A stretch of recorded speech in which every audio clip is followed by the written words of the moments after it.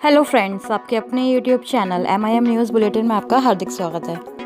बिहार में चल रही शिक्षक बहाली हो या फिर STD रिगार्डिंग कोई भी 7th फेज़ की अपडेट हो, लगातार MIM न्यूज़ बुलेटिन के माध्यम से हम आप तक पहुंचाने का प्रयास करते हैं।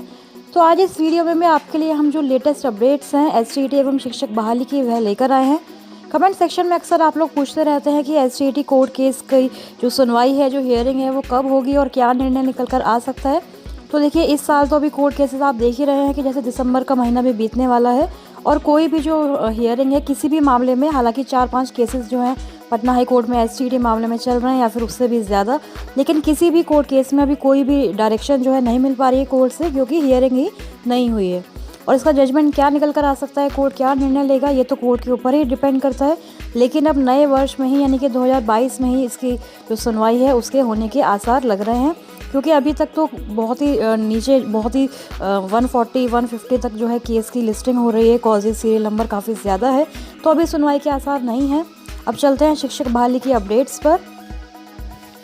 जैसे कि आप लोग भली भांति अवगत है कि BPSC के माध्यम से इस बार जो बिहार में प्रधानाध्यापक और प्रधान शिक्षकों की नियुक्ति होने वाली है, उसी से संबंधित जो खबर है वह आज के अखबारों में प्रकाशित हुई है, जहां लिखा हुआ है कि 46,000 प्रधानाध्यापक और प्रधान शिक्षकों की नियुक्ति की अधियाचना को मंजूरी मिल गई है।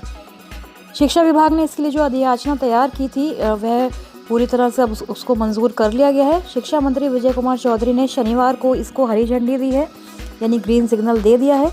अधियाचना का प्रस्ताव सामान्य प्रशासन विभाग के जरिए BPSC करेगा। ये समूची प्रक्रिया सोमवार को पूरी की जाएगी। जानकारी के मुताबिक शिक्षा विभाग के दोनों निदेशालयों, प्राथमिक और माध्यमिक निदेशालयों की तरफ से अलग अलग अधियाचना तैयार की गई है। दरअसल प्राथमिक निदेशालय ने 40,000 से अधिक प्रधान शिक्षक और माध्यमिक निदेशालय ने 6,000 से अधिक प्रधानाध्यापक का प्रस्ताव तैयार किया है। तो देखिए, इसका जो विज्ञापन है वह भी जनवरी, यानी कि अगले वर्ष में ही 2022 में जारी होने की उम्मीद है। ऐसी उम्मीद जताई जा रही है कि जनवरी के प्रथम सप्ताह तक, यानी फर्स्ट वीक में ही BPSC इन दोनों ही नियुक्तियों के लिए विज्ञापन जारी कर देगा। ये दोनों नियुक्तियां परीक्षा के जरिए ली जाएंगी, हालांकि साक्षात्कार यानी इंटरव्यू नहीं है। उल्लेखनीय है कि इन नियुक्तियों के पद वर्षों से खाली हैं। पद भरे जाने से पढ़ाई की गुणवत्ता और स्कूल प्रशासन दुरुस्त हो सकेगा। तो इसको हम 7th फेज़ की जो शुरुआत है वह कह सकते हैं, क्योंकि 7th फेज़ में 1 to 8, 9 to 12 और हेडमास्टर की जो बहाली है वह की जानी है।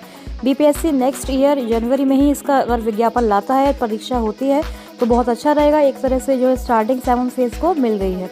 अगली खबर देखेंगे, जहाँ लिखा है कि माध्यमिक शिक्षक बहाली का शेड्यूल जारी, नियोजन पत्र 17-18 फरवरी को। तो बिहार के माध्यमिक, उच्च माध्यमिक स्कूलों में शिक्षक बहाली को लेकर सरकार ने आगे की तरफ कदम बढ़ाया है। जैसे कि हमने आपको बताया था कि 6th फेज़ में जो सेकेंडरी और सीनियर सेकेंडरी स्कूल्स के जो टीचर्स हैं उनकी बहाली भी होनी है। लगभग 32,714 शिक्षकों की बहाली होनी है। इसके लिए शिक्षा विभाग ने शेड्यूल जारी कर दिया था। अच्छी बात यह है कि यहाँ पर नियोजन पत्र वितरित करने की जो तारीख है 17-18 फरवरी, वह भी शेड्यूल में लिखी गई थी। एक चीज़ यहाँ पर आपको याद दिलाना चाहेंगे कि प्रधान सचिव संजय कुमार ने कहा था कि मार्च के फर्स्ट वीक तक जो है ये नियुक्ति पत्र वगैरह दिया जा सकता है। तो हो सकता है कि जो माध्यमिक, उच्च माध्यमिक का है वह फरवरी में, और फिर आगे जो प्राथमिक शिक्षक है 94,000 भर्ती है, उसमें जो है नियोजन पत्र मार्च तक मिलने के पूरे चांसेस हैं। फरवरी एंड में या फिर मार्च के स्टार्टिंग में आप लोग उम्मीद कर सकते हैं कि जो अभ्यर्थी है, चयनित अभ्यर्थी, उनको नियुक्ति पत्र दे दिया जाएगा। एक अन्य खबर में प्रकाशित हुआ है कि काउंसलिंग संबंधित, ये मुजफ्फरपुर जिले से ये खबर आई है, जहां लिखा है कि वीडियोग्राफी और स्कैनिंग की जाएगी काउंसलिंग की। उसमें खर्च लगभग 10.5 लाख है और आवंटन केवल 1 लाख रुपए ही हुआ है। तो इस जिले में शिक्षक नियोजन प्रक्रिया में जनवरी में होने वाली है 3rd राउंड की काउंसलिंग, और इससे पहले ही जो परेशानियां हैं वह बढ़ती हुई नजर आ रही है। 2 चरणों की काउंसलिंग में 400 नियोजन इकाइयों में वीडियोग्राफी और चयनित अभ्यर्थियों के डॉक्यूमेंट स्कैनिंग समेत अन्य मद में अब तक 10.50 लाख की राशि खर्च हुई है, और अब तक विभाग की ओर से महज 1 लाख रुपए का ही आवंटन किया जा सका है। यह राशि भी अभी तक जिला नियोजन कोषांग को उपलब्ध नहीं हो सकी है, तो इस वजह से काफ़ी दिक्कतें आ रही हैं।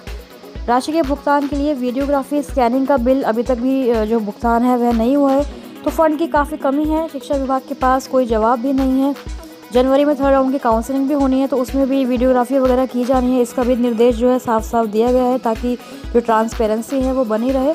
लेकिन उसके लिए आवंटन देखिए केवल 1 लाख है, और बाकी लगभग 11 लाख के आसपास जो है ये खर्च बताया जा रहा है। यहाँ तक कि यह भी प्रकाशित हुआ है कि सत्यापन का कार्य जो है, वेरिफिकेशन का जो कार्य है वह भी रुक चुका है, क्योंकि टीए जो है सरकार की तरफ से नहीं दिया जा रहा है, कोई भी राशि का प्रावधान नहीं है। तो इस वजह से जो राज्य से यानी बिहार राज्य से बाहर के जो शिक्षण संस्थान हैं उनमें सर्टिफिकेट की वेरिफिकेशन का कार्य नहीं हो पा रहा है। एक अन्य खबर से आपको रूबरू कराते हैं, जहां लिखा है कि बातें डिजिटल एजुकेशन की, लेकिन एक ढंग का कमरा तक नहीं है। बिहार के विद्यालयों की हालत आप अच्छी तरह समझ सकते हैं। देखिए, इस अखबार में प्रकाशित हुआ है कि पेड़ के नीचे ही पढ़ने को मजबूर हैं 154 छात्र, जर्जर है प्राथमिक उर्दू मकतब बेलाही का भवन। तो स्कूलों की बिल्डिंग्स की हालत इस तरह से है कि प्रॉपर जो बच्चों को बैठने के लिए, पढ़ने के लिए स्पेस भी नहीं है। पेड़ के नीचे ही ये विद्यालय जो है एक तरह से लगाया जाता है और वहीं पर बच्चे पढ़ने को मजबूर हैं। मधुबनी जिले की ये खबर है। तो जहां एक तरफ सरकार डिजिटल एजुकेशन की बात करती है, सब कुछ ऑनलाइन सेंट्रलाइज बहाली की बात भी चल रही है, लेकिन धरातल पर आप देखेंगे तो स्कूल्स की बहुत ही बुरी हालत है। टीचर्स भी नहीं हैं और कई जगह तो स्कूल की जो बिल्डिंग होती है, भवन होता है, वह भी उपलब्ध नहीं होते हैं। तो जहां एक तरफ शिक्षक बहाली जो है अगले साल होने के पूरे चांसेस लग रहे हैं, वहीं दूसरी तरफ जो कोविड की एक और जो वेरिएंट है ओमिक्रॉन, उसके भी फैलने के आसार पूरी तरह से नज़र आ रहे हैं। क्योंकि अभी तो वैसे मुख्यमंत्री नीतीश कुमार ने ये कह दिया है कि अभी बिहार में कोई नाइट कर्फ्यू नहीं लगाया जाएगा, स्कूल्स अभी बंद नहीं होंगे। लेकिन अगर स्कूल्स बंद होते हैं तो ये जो सारी प्रक्रियाएं हैं शिक्षक नियोजन की, बीपीएससी की परीक्षा की, ये सारी प्रक्रियाएं भी ज़रूर बाधित होंगी। साथ ही आप लोग जानते हैं कि फरवरी में बिहार विद्यालय परीक्षा समिति की मैट्रिक और इंटर की परीक्षाएं भी होती हैं। तो इस वजह से जो है स्कूल्स की अवेलेबिलिटी नहीं हो पाएगी। तो किस तरह से हर ज़िले में ये चीज़ें मैनेज की जाएंगी डीईओ द्वारा, डीएम द्वारा, यह देखने वाली बात है। क्योंकि जो शेड्यूल जारी हुआ है माध्यमिक उच्च माध्यमिक का, उसमें स्पष्ट तौर पर लिखा गया है कि यह पूरी जो जिम्मेदारी है वह ज़िले के जिला शिक्षा पदाधिकारी यानी डीईओ की होगी कि किसी भी तरह से वो स्कूल को या किसी भी बिल्डिंग को अवेल कराएं काउंसलिंग कराने के लिए, और सारी जो प्रक्रिया है वह स्मूथली चलाने के लिए वही जिम्मेदार होंगे। एक अन्य प्रश्न जो आप लोग कमेंट सेक्शन में अक्सर पूछते हैं कि 7th फेज़ में प्राइमरी की आप लोग बात नहीं करते हैं कि प्राइमरी का नोटिफिकेशन आएगा या नहीं। तो देखिए, कई बार हमने आपको इस बारे में जो है इन्फॉर्मेशन दी है कि 7th फेज़ में, जैसा प्रधान सचिव संजय कुमार ने बार बार यह स्पष्ट किया है कि 6th फेज़ में जितनी भी रिक्तियाँ रह जाएंगी, बच जाएंगी, वो सभी 7th फेज़ में आगे फॉरवर्ड की जानी है। तो 6th फेज़ में आप लोग देख ही रहे हैं कि अगर सिर्फ प्राइमरी की बात करें तो लगभग 94,000 भर्तियाँ निकाली गई थी और अभी तक केवल 38,000 अभ्यर्थी चयनित हो पाए हैं। थर्ड राउंड की काउंसलिंग में हो सकता है 7-8 हज़ार अभ्यर्थी और चयनित हो जाते हैं। तो लगभग 45-50 के आसपास ये आंकड़ा रहने वाला है। तो इसलिए जो ये भी आधी से ज़्यादा सीटें हैं, मतलब एक तरह से हम कह सकते हैं कि आधी ही सीटें 45,000 के करीब फिल हो पाएंगी और बाकी 94,000 में से जो बचेंगी सीटें वो सभी 7th फेज़ में फॉरवर्ड हो जाएंगी। तो 7th फेज़ में 1 to 8 का भी नोटिफिकेशन आएगा और 9 to 12 के लिए भी अधिसूचना जारी होने वाली है। इसके अलावा एक चीज़ और क्लियर कर दें कि सीटेट का जो भी एग्ज़ाम चल रहा है, दिसंबर जनवरी का जो 2022 का जो सीटेट है, उसमें जो भी अभ्यर्थी क्वालिफाई होंगे वह सभी भी 7th फेज़ की बहाली में हिस्सा लेने वाले हैं। तो इस बारे में भी आप लोग कई बार क्वेरी करते हैं, सवाल पूछते हैं, तो इस चीज़ को भी हमने क्लियर कर दिया कि 7th फेज़ में सीटेट 2019-20 या फिर अभी 21-22 में जो एग्ज़ाम हो रहा है, जितने भी अभ्यर्थी हैं वो सभी प्राइमरी की बहाली के लिए हिस्सा लेंगे। तो अभी शिक्षक बहाली की यही सारी अपडेट्स थी। आगे कोई भी अपडेट आएगी तो सबसे पहले MIM न्यूज़ बुलेटिन के माध्यम से उसको प्राप्त करने के लिए चैनल को सब्सक्राइब ज़रूर करें अगर अभी तक नहीं किया है तो। अभी के लिए फ़िलहाल इतना ही। Thank you for watching.